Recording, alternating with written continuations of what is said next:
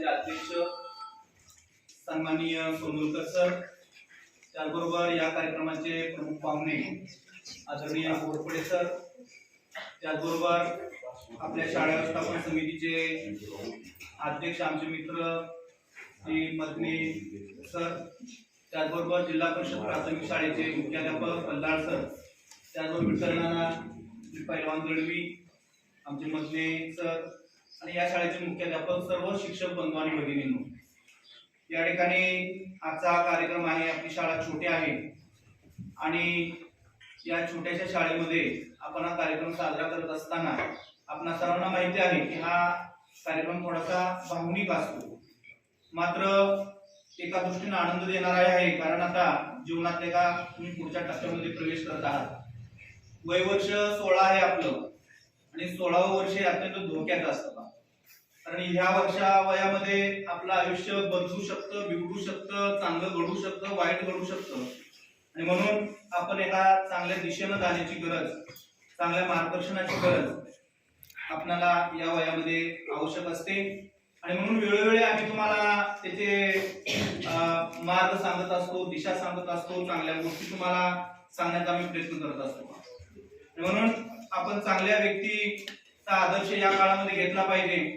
याच काळामध्ये आपल्याला काहीतरी करून दाखवण्याची एक क्षमता आपल्यामध्ये असते. एक तुम्हाला उदाहरण सांगेन की छत्रपती शिवाजी महाराजांनी तोरणा किल्ल्यावरती वयाच्या 16व्या वर्षी स्वराज्याची शपथ घेतली आणि या बालकानं 16व्या वर्षामध्ये घेतलेली स्वराज्याची शपथ सत्यामध्ये उतरवली.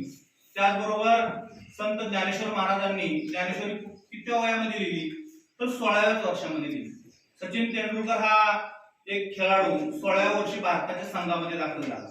आपलं ध्येय आपण या वयामध्ये निश्चित करायचं असतं आणि ध्येय जेवढं तुम्ही लवकर निश्चित कराल तेवढं आपल्याला जीवनामध्ये सक्सेस मिळत असतो. सचिन तेंडुलकर हा विश्व पातळीवरती, जागतिक पातळीवरती त्याने मोठे नावलौकिक मिळवला का तर त्यानं आपलं ध्येय लहान वयामध्ये निश्चित केलं. आपण काय करतो, ध्येय खूप उशिरा निश्चित करतो आणि म्हणून सचिन तेंडुलकरच्या मानाने बाकीच्या खेळाडूंना तेवढंच यश मिळालं नाही. आणि म्हणून आपण आपलं ध्येय जे आहे ते ध्येय लवकर निश्चित केलं पाहिजे. आणि या ठिकाणी आपले आई वडील काय करतात, आपण कोणत्या परिस्थितीतून येत आहोत, तिथं आपल्याकडे आपले आई वडील भविष्य म्हणून पाहत असतात. कारण तुमच्या हातामध्ये घराचं भविष्य, आई वडिलांनी खूप काबाड कष्ट केलेले असतात, करतात ते आणि तुम्हाला काही कमी पडून देत नसतात. आणि म्हणून आपल्याला परिस्थितीची जाण असली पाहिजे. आता जे जगडे सरांनी सांगितलं की गरिबी सुद्धा एक संधी असते. गरिबी सुद्धा श्रीमंतीकडे जाण्याची एक संधी असते, मात्र ते कोणत्या मार्गाने आपण गेलं पाहिजे ते आपण निश्चित केलं पाहिजे. खूप अडथळे येत असतात, खूप प्रसंग येत असतात, मात्र आपण आपल्यामध्ये संयम ठेवावा लागतो, ध्येय ठेवावं लागतं आणि त्या ठिकाणी त्या दिशेने आपण गेलं तर काय अवघड नाही. आज खूप स्पर्धा जरी जगामध्ये असली तरी मार्ग खूप येतात. आज पैसा वाचून कोणाचं नडत नाही. आज विद्यार्थ्यांना वेगवेगळ्या संधी आहेत, वेगवेगळ्या सरकारचे उपक्रम आहेत, त्याच्या माध्यमातून आपण पुढे जाऊ शकतो. साने गुरुजींचं तुम्हाला उदाहरण सांगेन की आपले आई वडील आपल्याला जे संस्कार घालत असतात. साने गुरुजी ज्यावेळेस लहान होते त्यावेळी आंघोळ केल्यानंतर त्यांच्या आईने त्यांचं अंग पुसलं आणि घरामध्ये नेत असताना त्यांच्या पायाला थोडी धूळ लागली. धूळ लागल्यानंतर हा छोटा बालक आपल्या आईला म्हटला की आई, माझ्या पायाला थोडीशी धूळ लागलेली आहे. तर त्यावेळी आईने त्याला सांगितलं की अरे बाळा, पायाला धूळ लागू नये म्हणून तशी तू काळजी घेतो, तशी मनाला धूळ लागू नये त्याची तू काळजी घे. म्हणून आपलं चारित्र्य चांगलं ठेवलं पाहिजे, आपलं वागणं चांगलं ठेवलं पाहिजे. नेहमी आपण इतरांचा आदर केला पाहिजे, थोरा मोठ्यांचा आदर केला पाहिजे. आणि म्हणून या ठिकाणी आपण खूप खडतर परिस्थितीतून येत आहोत आणि त्याचं भान आपण ठेवलं पाहिजे आणि त्या दिशेने आपण गेलं पाहिजे. आपल्या शाळेचा खूप मोठा नावलौकिक आहे, छोटीशी शाळा आहे. या शाळेमध्ये सर मला काम करण्याची 2दा संधी मिळाली. आता थोड्या कालावधीत स्टार्ट करता मी या ठिकाणी आहे आणि परंतु या ठिकाणी 20 वर्षानंतर मला इथं संधी मिळाली. या ठिकाणी बरेचसे तुमचे सर्वांचेच पालक, बहुतांश पालक माझे विद्यार्थी आहेत. त्यामुळे या गावाशी माझं खूप जवळचं नातं आहे. खूप चांगले लोक आहेत, चांगलं सहकार्य करतात. आणि म्हणून त्या ठिकाणी तुम्ही काहीतरी करा. आपल्या शाळेचा जो मागचा इतिहास आहे तो आपण पुढे अजून वाढवला पाहिजे. त्या ठिकाणी मी आवर्जून सांगेन की आम्ही 10वी झालो मार्च 1989 ला. खूप हालाकीची परिस्थिती होती, आम्हाला तर चप्पलही नसायची शाळेत येताना. मात्र आम्हाला असे गुरु होते कडक शिस्तीचे होते, बाहेर उभं करायचे, प्रमेय पाठ नाही झालं तर फटके असायचे. ते दोन्ही गुरु. आता सोनवलकर सरांचा तर काय गणित विषय होता, इतका हातखंडा विषय त्यांचा, हे महाराष्ट्रामध्ये त्यांचं नाव.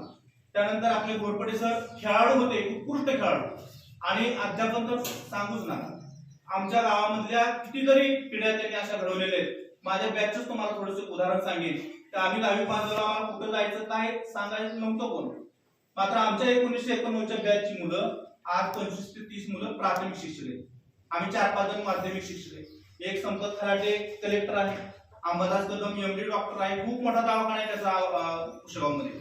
त्याच्यानंतर दुसरे एक अनिल कदम इथं फलटणच्या प्राथमिक आरोग्य केंद्राचे प्रमुख आहे. ते सगळं अनिल म्हणजे या ठिकाणी काही विद्यार्थी असे होते की वर्गातल्या शेवटच्या बेंचवर बसायचे, म्हणून त्यांना गणलं जायचं. मात्र तेही विद्यार्थी आमच्यापेक्षा सक्सेस आहेत. या ठिकाणी दत्तात्रय हरिभाऊ कदम नावाचे विद्यार्थी पहा, अतिशय गरीब, म्हणजे अभ्यासामध्ये काही त्याला येत नव्हतं.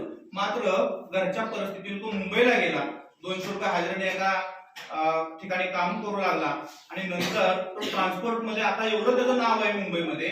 आज त्याच्या स्वतःच्या 5-25 गाड्या आहेत. म्हणजे आपलं मार्क्स आणि आपल्या जीवनातलं सक्सेस याचा काहीच संबंध नसतो. आपलं ध्येय कसं आहे, कोणत्या दिशेने आपण जातोय, थोडं आपण प्रयत्न केले तर आपण त्यामध्ये यशस्वी होतो. या ठिकाणी खूप काही बोलायचं आहे, मात्र वेळ खूप कमी आहे आणि आपल्या मान्यवरांनाही जायचं आहे पुढं. त्यामुळे या ठिकाणी इथंच मी थांबणार आहे. पुन्हा एकदा तुम्हा सर्वांना त्या ठिकाणी मनापासून शुभेच्छा देतो. आणि आपली शाळा ही एक भावना मनामध्ये असली पाहिजे. मी या शाळेचा विद्यार्थी आहे, मी या शाळेने मला काहीतरी दिलेलं आहे, आणि शिक्षक हे तुमचं नेहमी भलंच बघत असतात. काही वेळी प्रसंगी कटू वागावं लागतं, कठोर बोलावं लागतं, कधी शिक्षाही करावी लागते.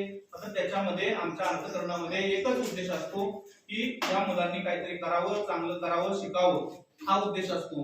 म्हणून पुन्हा एकदा या ठिकाणी 10वीच्या विद्यार्थ्यांना शुभेच्छा देतो आणि या ठिकाणी माझे 2 शब्द थांबवतो.